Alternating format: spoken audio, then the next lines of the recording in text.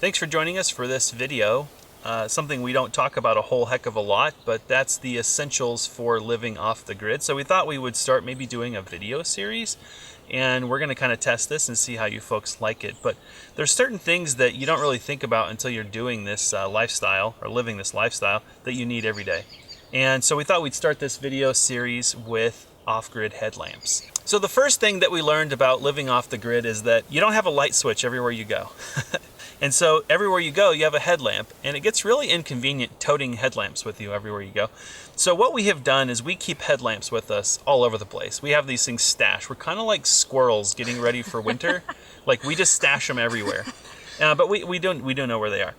And so we have headlamps in our cabin. We have headlamps with our gloves. We have headlamps in our RV.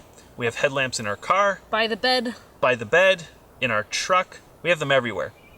And the reason is you basically always want a headlamp within arm's reach because you never know when you're going to need one. So we keep them everywhere. And so we've kind of learned that these are kind of like our light switch. We just keep them all over the place. So another thing we want to talk about is just basic preparedness, whether you live on or off grid. It's really great to just be prepared for worst case scenario. So one thing that we do to make sure that we're always prepared when we're traveling is I keep this Camelback. It's just a small pack. It's in our car at all times. And we keep a lot of preparedness stuff in here, like knives and things like that.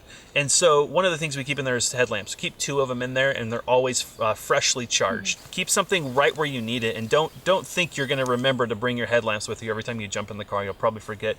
So we just keep this pack in there at all times. But next is, how do you pick a headlamp? Really taking into account what you're going to use it for, battery life, things like that.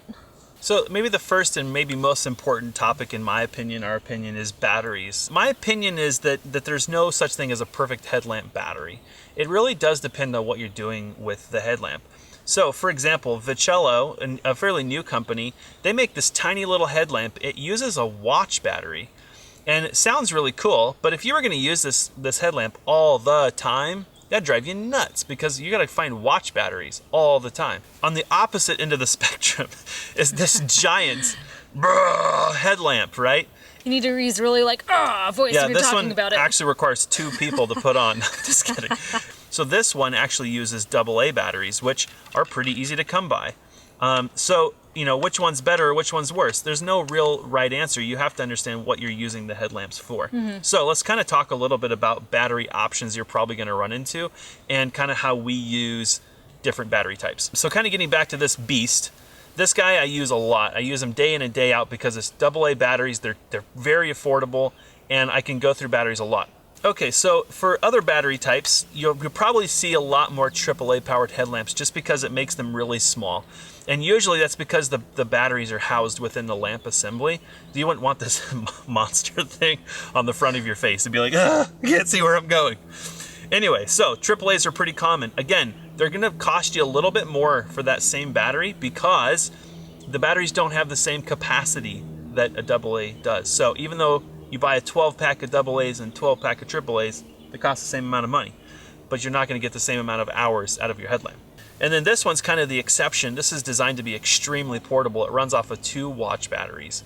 Again, that battery is going to be a bit more costly, especially for the hours of use. So you probably wouldn't want to use something like this every single day. So that's a little bit about batteries, what you're probably going to run into. Again, there's no right answer. It's just what you're going to use it for every single day. Next is brightness. Believe it or not, not all headlamps are created equally. So this Petzl that I've been using for about 5 years or so is not very bright. It has 2 settings, dim and more dim or dimmer. But that's not a bad thing necessarily because the battery does last a long time, but even when I put fresh batteries in, it's still not very bright. On the other hand, this vitchello V800 Plus is extremely bright. It's also really great for working outside at night. The other night, Jesse was using this one to work with a chainsaw, and it was bright enough to not cut your hand off, which is awesome. But the downside is that when it's brighter, it can have an effect on the battery life. Right. But that said, this vitchello here does have dim settings. Just keep in mind, if you're looking for something super bright, that's probably something you're going to use conservatively because it is going to have a negative effect on your battery life. And don't think that something that's not bright is junk. Just need to think about what you're using it for. Yep. So we tend to take this guy camping a lot. The vitchello we use a lot around the property. I use this guy a lot because he's kind of a happy medium. But when I'm working outside, going vitchello pretty much every time, but I got to put the batteries in more often. So something like that. Next, speaking of brightness, a lot of headlamps have 2 different settings. They don't all have 2 settings, but there's 2 types of lights. There's spotlight and floodlight. Spotlight is extremely direct, and it's meant so you can see very focused light. But it's not good if you're reading where you want just like a very broad brightness to see pages of your book, but you don't need to see every individual word. So my Petzl here has floodlights. It's extremely dim, and then the vitchello has a spotlight mode where you are able to see something very distinct a long distance away. Yeah, and so there's no right answer again with spot or flood. If you're looking for a single headlamp that kind of does it all, get one that has both. For example, the Black Diamond has both spot and flood, the vitchello spot and flood.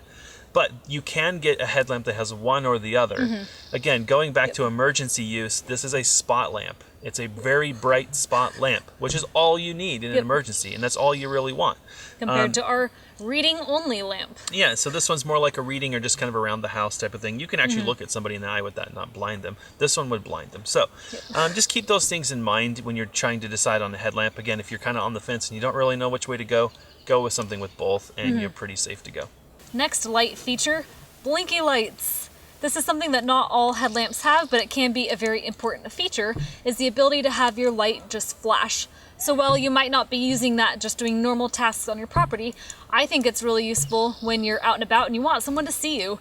So one thing we do a lot is go on runs, and because we run out in a very rural area, people aren't accustomed to seeing pedestrians on the road. So that's something that Jesse does to really alert people that, hey, we're here, please don't hit us, that would be really great. So again, not all of our headlamps have that. Our reading light does not, but that's okay because it's just meant for around the home type of projects. It's not for emergencies. But if you're stranded on the side of the road, you might want someone to see you, and if you're just waving your arms, it ain't never gonna happen. But if you have a blinky headlight, people will stop and at least be aware that something's going on. All right, and probably one of the last features to talk about is red lights.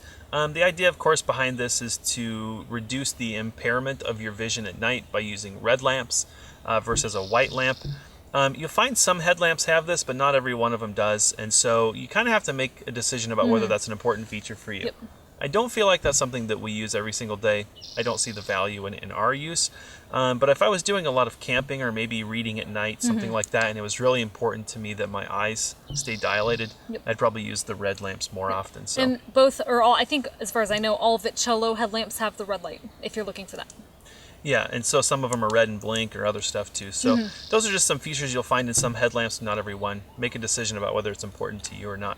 Another feature of some headlamps is comfort straps. And so if you're going to wear a headlamp for a long time, for hours on end, you really do want to consider, especially if it's a heavier design, this third head strap. A lot of headlamps, they have just a single strap to go around your head right here. But some of the heavier lamps, they actually feature a third strap around the top of your head. It does really make the headlamp that much more comfortable. So when you're looking for headlamps, consider using that third strap. And probably the most controversial subject to cover in a video like this is whether rechargeable headlamps are a good idea or not. So my 2 cents is rechargeable headlamps are stupid. Here's my 2 cents. I use headlamps because I need portable light. And I get that batteries are bad for the environment. I understand that. But my thinking is, you need light when you need it. And you don't always know when your batteries are going to die. And so I don't care if it's USB, runs off your car, runs off your four-wheeler, you can pedal your bicycle. It doesn't really matter what it is. If I can't use light when I need it, it's not useful. And so my thinking is that headlamps that are rechargeable are impractical. You never know when you're going to need more light or when your batteries are going to die. So I guess if you had a rechargeable light, you could, maybe keep it around. But you'll see some exotic charging stuff for these things, like solar panels, all kinds of stuff. And my 2 cents is, I've been some pretty remote places in my life, and they always have batteries. I don't know why, okay? But headlamps usually go when it's dark. They usually go out when it's dark. So you can't recharge them with solar. You're probably not near a power source. So if it matters, my opinion is to get something with batteries and then always have extra batteries available. Now, if you wanted to use rechargeable batteries in your headlamp and then put the batteries in and out, do that kind of thing, that's fine. But a lot of the rechargeable headlamps, they're sealed, and so you can't swap the batteries out. Not every one of them, but some of them. So just keep that in mind. Again, that's probably going to offend some people, but it's fine. My 2 cents living off the grid is that you need something you can put batteries in on demand. So take it or leave it.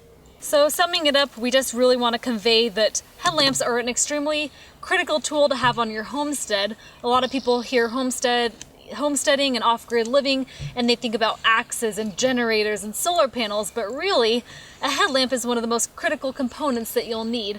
So if you're thinking of going off-grid, if you already live off-grid, or if you simply just want to be prepared, or if you know someone that's kind of embarking on this type of lifestyle, this is a really good thing to buy. Or if you're even looking to give someone a gift who's embarking on this type of lifestyle, you simply can't go wrong with headlamps, and you can't have too many of them.